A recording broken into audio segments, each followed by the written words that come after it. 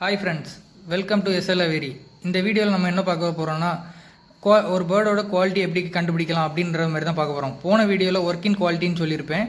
அதனால் குவாலிட்டி எப்படி ஜட்ஜ் பண்ணலாம் கண்டுபிடிக்கலாம் அப்படின்றத சொல்லியிருப்பேன். வாங்க வீடியோக்குள்ளே போகலாம். ஜஸ்ட் இந்த லாட்டை பாருங்கள். இந்த லாட்டில் வந்து நான் ஒரு 3 பீஸ் போட்டிருக்கேன். அதாவது ஒரு எல்லோ ஃபிஷரு 2 க்ரீன் ஃபிஷர் போட்டிருப்பேன். அந்த 3 பேர்டையும் நீங்கள் ஜஸ்ட் அப்சர்வ் பண்ணுங்கள். அந்த சீக்கு கீழே அந்த கண்ணு கீழெல்லாம் பாருங்கள். அந்த எல்லோ ஃபிஷரில் வந்து சீக்கு பாருங்கள் லைட்டாக ஒரு கிரே இருக்கும். அந்த கிரே எதனால் வருதுன்னா வந்து ஏதாவது ஒரு மாஸ்க் கூட ஒர்க் அவுட் பண்ணியிருப்பாங்க. அந்த மாஸ்க் கூட ஒர்க் அவுட் பண்ணும்போது 7 ஜென்ரேஷன் எனக்கு பேரண்ட் வந்து இது ரெண்டுமே க்ரீன் தான் ப்ரூவ் போட்டிருந்தேன் அப்படின்னு சொன்னாலும் 7 ஜென்ரேஷன் கேரி ஓவர் ஆகும். ஸோ அந்த 7 ஜென்ரேஷனில் ஏதாவது ஒரு ஜென்ரேஷன் மாஸ்க் கூட உடஞ்சிருக்கும். அதனால தான் அந்த கிரே வருது. இந்த 3 பீஸை நீங்கள் ஜஸ்ட் அப்சர்வ் பண்ணுங்கள். அந்த 3 பீஸில் எது நல்ல குவாலிட்டின்றதை நீங்கள் பாருங்கள். ஜஸ்ட் அந்த வீடியோவை பாருங்கள்.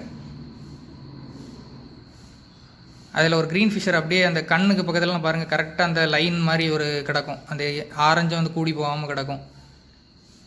பார்த்தீங்களா ஃப்ரெண்ட்ஸ், உங்களுக்கு இதிலே வந்து நீங்கள் கண்டுபிடிச்சிருப்பீங்க. நான் தனித்தனியாக எக்ஸ்பிளைன் பண்ணுறேன். இது வந்து ஜஸ்ட் நான் இப்போ ஒரு எல்லோ ஃபிஷரை நான் கையில் வச்சுருக்கேன். இந்த எல்லோ ஃபிஷருக்கு கண்ணு கீழே அந்த சீக்கு ஏரியாலாம் பாருங்கள், அந்த கிரே வந்து ஸ்ப்ரெட் ஆகிருக்கும். இது வந்து எதனாலனா அந்த மாஸ்க் கூட ஏதாவது பிரேக் ஆகிருக்கும். ஸோ அதனால தான் வந்து ஸ்ப்ரெட் ஆகி வருது. இப்போ நான் நெக்ஸ்ட் பேர்டை காணிக்கிறேன் பாருங்கள். இதுவும் வந்து பிரேக் ஆனது கிடையாது. இது வந்து நல்ல குவாலிட்டி தான். ஆனால் வந்து அந்த ஆரஞ்சு வந்து கரெக்டான மார்க்கிங் கிடையாது. கரெக்டான பக்கா குவாலிட்டின்னு சொல்ல முடியாது. இது ஒரு 90% கொடுக்கலாம், அவ்வளோதான். இப்போ அந்த கிரே வந்து ஸ்ப்ரெட் ஆகி நிற்கி பாருங்கள். அந்த ஆரஞ்சும் வந்து எக்ஸ்டெண்ட் ஆகி அந்த கிரேயில் வந்து மிக்ஸ் ஆகி இந்த மாதிரி இருக்குது. ஸோ வந்து அந்த மாதிரி வரக்கூடாது. நெக்ஸ்ட் பேர்டை பாருங்கள். இது வந்து ஃபஸ்ட் குவாலிட்டி, நல்ல குவாலிட்டி இந்த மாதிரி சொல்லலாம். எதனால் நான் அப்படி சொல்கிறேன்னா, அந்த ஆரஞ்சு வந்து முடியறதும் கிரே வந்து தொடங்குறதையும் பாருங்கள். கரெக்டாக அந்த கண்ணுக்கு பாதியில் வரும். அந்த லைன் போட்ட மாதிரி இருக்கும். அந்த கண்ணுக்கு பாதியில் வந்து சேரும். இதுதான் ஃப்ரெண்ட்ஸ் ஃபஸ்ட்டு குவாலிட்டி.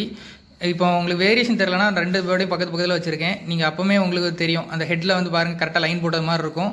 அதே இது இந்த சைடில் பாருங்கள், இந்த பேர்டுக்கு ஆரஞ்சு வந்து எக்ஸ்டெண்ட் ஆகிருக்கும். அதே இது அந்த பேர்டுக்கு வந்து கண்ணில் கரெக்டாக பாதியில் விழுந்த மாதிரி இருக்கும். இது மூலமாக வந்து நீங்கள் பேர்டை கம்பேர் பண்ணி நல்ல குவாலிட்டியான பேர்டை வாங்க. நல்ல குவாலிட்டியான பேர்டை வாங்கும்போது எப்போவுமே கண்டிப்பாக ஒரு மூவ்மெண்ட் இருந்துக்கிட்டே தான் இருக்கும். உங்களுக்கு வந்து ஒரு ரேட்டை வந்து எப்படியாவது கொடுத்தரணும் அப்படின்றது தோணாது. ஒரு பேர்ட்லேருந்து அடுத்த பேர்டை வந்து நான் கை வச்சு நான் மார்க் பண்ணுறேன் பாருங்கள். அந்த மார்க்கிங் வந்து கரெக்டாக இப்படி தான் இருக்கணுன்றதை நான் சொல்லி காணிச்சிருக்கேன்.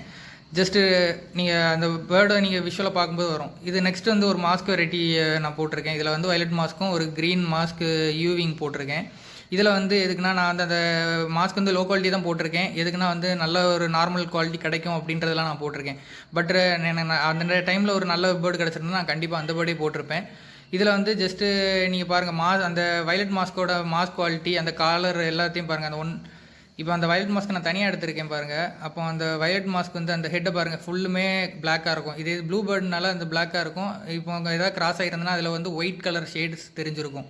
இந்த ஃப்ரெண்ட்லேயும் பாருங்கள், உங்களுக்கு வந்து அந்த எல் மார்க் இருக்கணும். அதுக்கப்புறம் காலர் வந்து 1.5 இன்ச் இருக்கணும். அந்த கரெக்டாக அந்த லென்த் இருக்கணும். அது அந்த காலரோட லென்த் வந்து இவ்வளோ இருக்கணுன்றதுலாம் உண்டு. அதே மாதிரி பேர்டோட லென்த்து, அதாவது ஹெட் டு டெய்ல் வரைக்கும், அந்த ஹெட்டில் இருந்து டெய்ல் வரைக்கும் வந்து 14.86 சென்டிமீட்டர் இருக்கணும். அந்த லென்த் வந்து இருக்கணும்.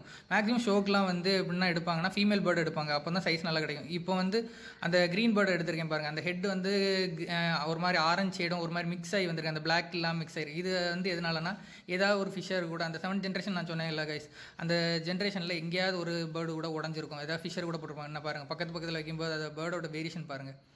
கிளியராக உங்களுக்கு துண்டாக தெரியும் எது நல்ல குவாலிட்டியான பேர்டு, எது குறைஞ்ச குவாலிட்டியான பேர்டுன்னு. பார்த்தீங்களா? உங்களுக்கு வந்து இந்த இதில் தெரியும். வேறு ஏதாவது ஐடியாஸ் கேட்கணும்னா நீங்கள் எனக்கு கால் பண்ணி கேளுங்க. வீடியோ பிடிச்சிருந்தா லைக், ஷேர், சப்ஸ்கிரைப் பண்ணுங்கள். உங்களுக்கு எப்போவுமே நான் ஹெல்ப் பண்ணதுக்கு ரெடியாக இருப்பேன்.